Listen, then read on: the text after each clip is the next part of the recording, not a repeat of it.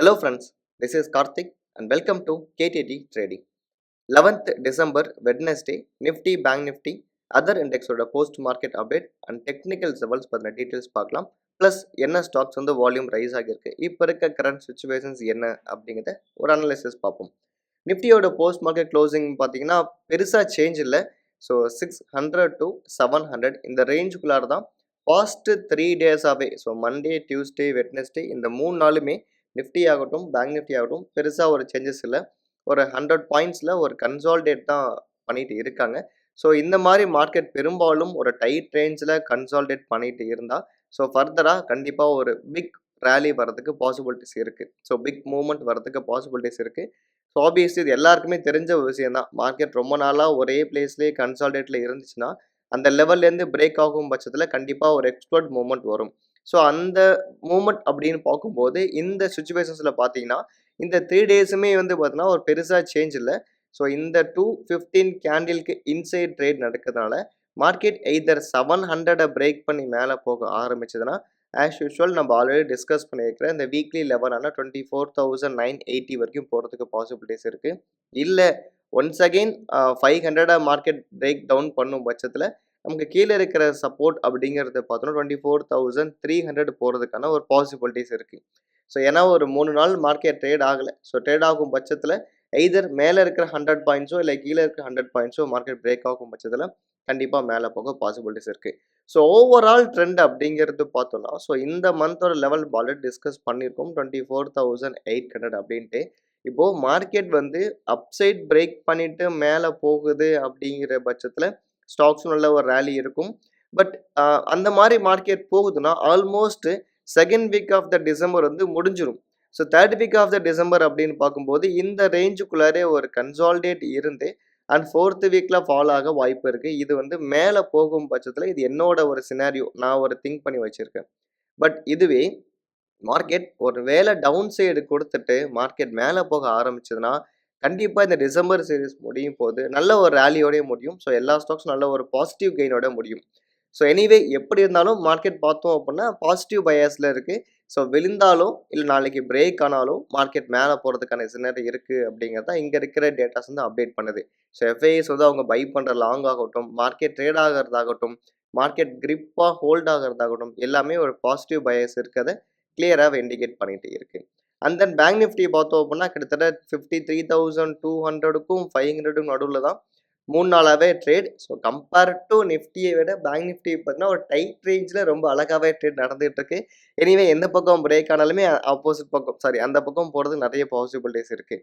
If in case இன்னைக்கு இருக்கிற high 53,660, so இந்த ரேஞ்சுக்கு மேலே போனாலுமே மார்க்கெட் 54,200 ரேஞ்ச் டச் ஆக பாசிபிலிட்டிஸ் இருக்குது. இது ரொம்ப ஈஸியாகவே டச் ஆகும். அதே மாதிரி டவுன் சைட் வந்தாலுமே 52,620 வரதுக்கு பாசிபிள் இருக்குது. ஸோ ஒரு ஸ்டேஜில் இன்றைக்கி பார்த்தோம் அப்படின்னா ஐசிஐசி பேங்க் தான் கொஞ்சம் மார்க்கெட்டை ஸ்டேபிள் பண்ணி நிப்பாட்டினதே.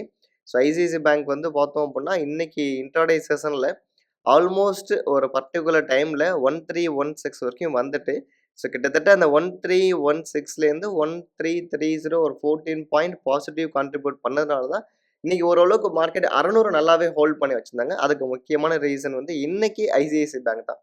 பட் ஓவராலாக பேங்க் ஸ்டாக்ஸ் பார்த்தோம் அப்படின்னா ஐசிஐசி பேங்க் ஆகட்டும், ஹெச்டிஎஃப்சி பேங்க் ஆகட்டும், அதே மாதிரி ஆக்சிஸ், எஸ்பிஐஎன் எல்லாமே வந்து ஒரு கன்சால்டேட் தான் இருக்கே தவிர்த்து மேலேயும் பிரேக் ஆகலை அண்ட் தென் கீழேயும் போகலை. ஆல்ரெடி நம்ம டிஸ்கஸ் பண்ணியிருந்தோம் இண்டஸ்இண்ட் பேங்க் வந்து 50 வீக்ஸ் ஒரு லோவில் தான் இருக்குது அப்படின்ட்டு. அதே மாதிரி ரிலையன்ஸ் இண்டஸ்ட்ரீஸ் பொறுத்தவரை 1280 அப்படிங்கிறத இன்றைக்குமே ஓரளவுக்கு ஹோல்ட் பண்ணி தான் வச்சுருக்காங்க. 1278. ஸோ நேற்றை விட ஒரு 2 rupees இன்னைக்கு கீழே தான் விழுந்திருக்கு. க்ளோஸ் டு 0.52% தான் நெட் அன்னைக்கு வந்து ஒரு க்ளோசிங் கொடுத்துருக்காங்க. ஸோ ஓவரால் சினாரியோ பார்த்தீங்கன்னா அதர் இண்டெக்ஸ் ஆல்சோ பார்க்கும்போது பப்ளிக் செக்டார் ஒரு 11 points negative. So IT, auto, metal, pharma இதெல்லாம் ஓரளவுக்கு ஓகேவாக இருக்குது. அரபிந்தோ ஃபார்மா எனக்கு கொஞ்சம் நல்லா இன்னும் கொஞ்சம் கீழே விழுந்திருக்கு. 1280 கட் ஆகியிருக்கு. ஸோ ஃபார்மா அப்படின்னு சொல்லும்போது அது ஞாபகம் வந்துச்சு. ஸோ நான் அதை அப்டேட் பண்ணியிருக்கேன். ஸோ இண்டெக்ஸ் பெருசாக சேஞ்ச் இல்லை. But trading consolidate with positive பயாஸில் இருக்குது. 700 பிரேக் ஆகும் பட்சத்தில் ஃபர்தராக மேலே போகலாம். 53,500க்கு மேலே ட்ரேட் ஆகும் பட்சத்தில் பேங்க் நிஃப்டி ஆல்சோ மேலே போகிறதுக்கான நல்ல ஒரு பாசிபிள் இருக்குது. ஃபின் நிஃப்டி ஃப்ளாட்டாக க்ளோஸ் கொடுத்துருக்காங்க.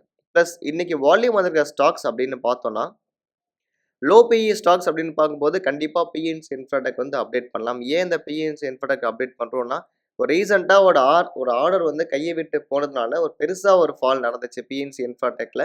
ஸோ 450லேருந்து ஒரே நாள்ல 350 ரேஞ்சுக்குலாம் போச்சு. இன்னைக்கு பார்த்தோம் அப்படின்னா நல்ல ஒரு வால்யூமோட ரைஸ் ஆகியிருக்கு. இன்ஃப்ரா லோ பிஇ ஸ்டாக் அப்படின்னு பார்க்கும்போது PNC infra is good. So நல்ல வால்யூம் ரைஸ் ஆகியிருக்கு. மேபி நீங்க கன்சிடர் பண்ண மாரி இருந்தா உங்களோட ஃபினான்ஷியல் அட்வைசர் நீங்க கன்சிடர் நீங்க பண்ணுங்க. அண்ட் ரயில்வே ஸ்டாக்ஸ் இன்னைக்கு பார்த்தீங்கன்னா, ஆர்விஎன்எல், ஜூபிட்டர் வேகன், இர்கான், ரயில்டெல், ஐஆர்எஃப்சி எல்லாமே நல்ல ஒரு கெயின் குடுத்துருக்காங்க. ஸோ லோலேருந்து வருதுன்னு பார்த்தோம்னா, ஆஃப்கோர்ஸ் ஐஆர்எஃப்சி ஆகட்டும், இல்ல ஆர்விஎன்எல் ஆகட்டும், க்ளோஸ் டூ 600 போயிட்டு இப்போ 480 ட்ரேட் நடந்துட்டு இருக்கு. நம்ம தாராளமா லோல இருக்கிற ரயில்வே ஸ்டாக்ஸ் கன்சிடர் பண்ணலாம். ஸோ டிட்டாகர் ரயில் சிஸ்டம் அதுவும் லோலேருந்து திரும்புறது தான். ஸோ இர்கான் எல்லாமே லோலேருந்து திரும்பிட்டு இருக்கு. ஐஆர்எஃப்சி ஆல்சோ 165 இன்னைக்கு மீட் பண்ணியிருக்கு.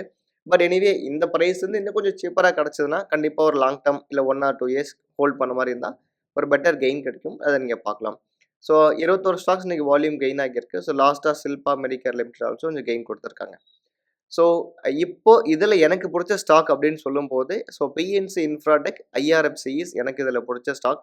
ரிமைனிங் ஸ்டாக்ஸ் என்ன அப்படிங்கிறத நான் பார்த்துட்டு அப்டேட் பண்றேன். அப்புறம் ப்ரீ சீசன் கேம்ஷாஃப்ட் ஆல்சோ நான் செக் பண்ணி பார்த்தேன். பட் வேல்யூவேஷன் ரொம்ப ரொம்ப ஹையா இருக்கு. Technically okay. வேல்யூவேஷன் ரொம்ப ஹையா இருக்கிறதுனால, இது கொஞ்சம் பார்த்து தான் நம்ம கன்சிடர் பண்ற மாரி இருக்கு. ரிமைனிங் இருக்க ஸ்டாக்ஸ்ல என்ன இருக்கு அப்படிங்கிறத நான் ஒன்ஸ் செக் பண்ணி பார்த்துட்டு நான் அப்டேட் பண்றேன் ஃபிரெண்ட்ஸ். இதுதான் இன்னைக்கு இருக்கிற போஸ்ட் மார்க்கெட்ல மார்க்கெட் ட்ரேட் நடந்தது. பெருசா மார்க்கெட் ட்ரேட் நடக்காதனால எங்கேயுமே லார்ஜ் கேப் ஸ்டாக்ஸ் எதுவும் பெருசா போகல. ஸோ லார்ஜ் கேப் ஸ்டாக்ஸ் இன்னைக்கு பார்த்தோம்னா அல்ட்ராடெக் அப்புறம் ஸ்ரீராம் ஃபைனான்ஸ் எல்லாம் கொஞ்சம் மேல வந்திருக்கு. பட் எனிவே எந்த ஸ்டாக்ஸா இருந்தாலும் ஹையர் லெவல்ல கொஞ்சம் கேர்ஃபுல்லாவே இருங்க. அப்புறம் ஏசியன் பெயிண்ட் இன்னைக்கு ஒரு 1% சம்திங் மேல வந்திருக்கு. ஸ்ரீராம் ஃபைனான்ஸ் மேல வந்திருக்கு. ஏசியன் பெயிண்ட்ல பார்த்தோம் அப்படின்னா, அகைன் அவங்களோட எல்ஐசி அவங்களோட ஸ்டேக்க மட்டும் கொஞ்சம் இன்கிரீஸ் பண்ணியிருக்காங்க. ஸோ ஓவராலா 7% ஸ்டேக் வச்சிருக்காங்க. கிட்டத்தட்ட இது வந்து 52 வீக் லோன்னு சொல்ல முடியாது. இது 3 இயர் லோல ட்ரேட் நடந்துட்டு இருக்கு ஏசியன் பெயிண்ட்ஸ் பொறுத்தவரை. எல்ஐசி ஸ்டேக்ஸ் கொஞ்சம் இன்கிரீஸ் இதில பண்ணியிருக்காங்க. ஸோ கொஞ்சம் இன்னைக்கு மேல வந்திருக்கு. ஸோ தட்ஸ் இட் ஃபிரெண்ட்ஸ் அவ்வளோதான். ஸோ இப்போ இருக்கிற இன்ஃபர்மேஷன்ஸ் எனக்கு தெரிஞ்ச அப்டேட் நான் கிளியரா குடுத்துருக்கேன். ஃபர்தரா நாளைக்கு எப்படி ட்ரேட் ஆகும் அப்படிங்கிறத நம்ம ஒரு கிளான்ஸ் பார்ப்போம். அண்ட் கோல்டு, சில்வருமே எந்த சேஞ்சும் பெருசா இல்ல. கோல்டு பொறுத்தவரைங்கிறது எங்க பார்த்தோமோ அங்கேயே தான் இருக்கு. சில்வர் ஆல்சோ பார்த்தீங்கன்னா, அங்கேயே தான் இருக்கு. சம்திங் நம்ம கோல்டுக்கும், ஸ்பாட்டுக்கும் சின்ன சின்ன வேரியேஷன்ஸ் நெறைய ட்ரேட் நடந்துட்டு இருக்கு. பட் இன்னைக்கு கோல்டெல்லாம் ஓப்பன் ஆனது ஒரு பெரிய கேப் அப்ல ஓப்பன் ஆச்சு. அந்த அளவுக்கு கோல்டு ஸ்பாட்டுமே ஓப்பன் ஆகல. ஸோ இதில கொஞ்சம் ஃப்ளக்சுவேஷன் இருக்கு. நானுமே இத ஃபீல் பண்ணேன். ஸோ நீங்க கமாடிட்டி ட்ரேட் பண்ணீங்கன்னா, கண்டிப்பா தெரிஞ்சிருக்கும். கோல்டு இன்னைக்கு வந்து கொஞ்சம் ஸ்பாட்டுக்கும், நமக்கு இருக்கிற ஃபியூச்சர்ஸுமே கொஞ்சம் மிஸ்மேட்ச் தான் ட்ரேட் நடந்திருக்கு. எனிவே லாங்ல இருந்துக்கும். நல்ல கெயின்ல தான் இருந்துகிட்டு இருக்கோம். கோல்டு அண்ட் சில்வர் பொறுத்தவரை. ஸோ அவ்வளோதான் ஃப்ரெண்ட்ஸ். எனக்கு தெரிஞ்ச அப்டேட் எல்லாமே நான் அப்டேட் பண்ணியிருக்கேன். இந்த வீடியோவை உங்க ஃப்ரெண்டுக்கும் ஷேர் பண்ணுங்க. தேங்க்ஸ் ஃபார் வாட்சிங் அண்ட் தேங்க் யூ.